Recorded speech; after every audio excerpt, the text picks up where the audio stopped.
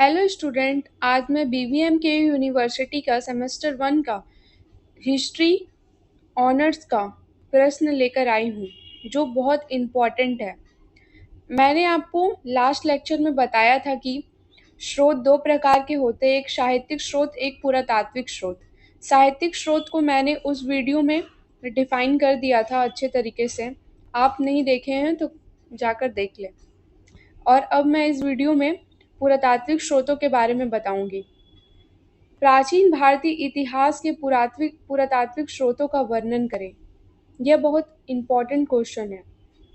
साहित्यिक स्रोत से पुरातात्विक स्रोत अधिक प्रमाणित माने जाते हैं क्योंकि इनमें कवि की कल्पना अथवा लेखन की कल्पना शक्ति के लिए स्थान का अभाव होता है।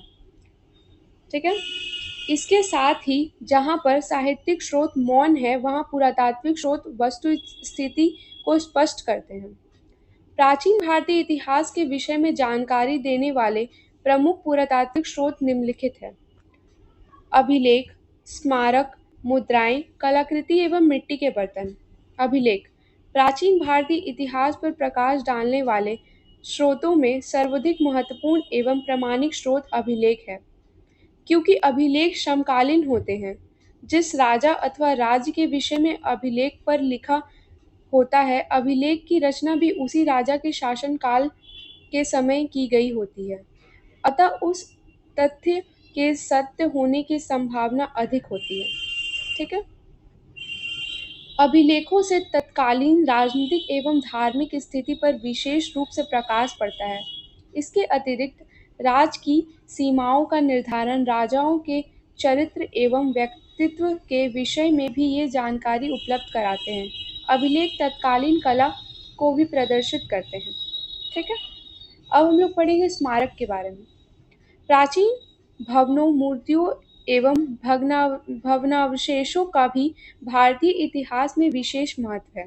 यद्यपि स्मारक राजनीतिक स्थिति पर तो विशेष प्रकाश नहीं डालते, किंतु इनसे सांस्कृतिक क्षेत्र में अत्यधिक जानकारी प्राप्त होती है। मंदिर, स्तूप व अन्य स्मारक तत्कालीन धर्म एवं आध्यात्मिक भावनाओं के साथ साथ कला की भी जानकारी देते हैं। मोहनजोदड़ो एवं हड़प्पा में हुए उत्खनन से संभवतः विश्व की प्राचीनतम सभ्यता यानी सिंधु घाटी सभ्यता का पता चला है।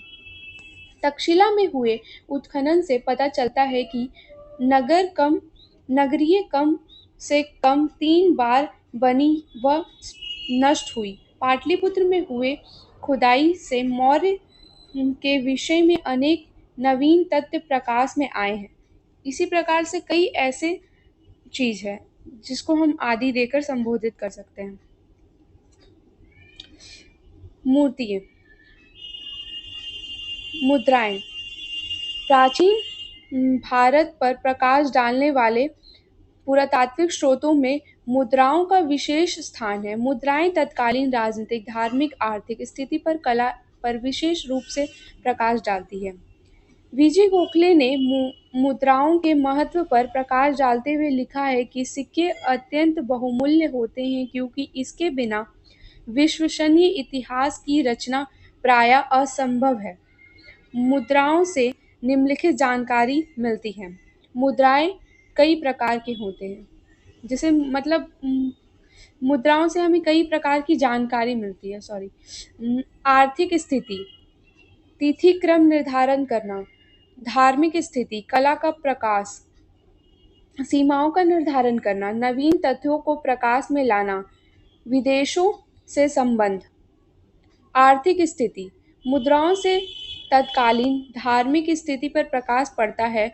स्वर्ण, रजत तथा तांबे के सिक्के अधिक आर्थिक स्थिति स्वयं भी मापदंड बन जाते हैं। प्रायः वैभवशाली राज्य में सोने के सिक्के ही ढलाए जाते हैं।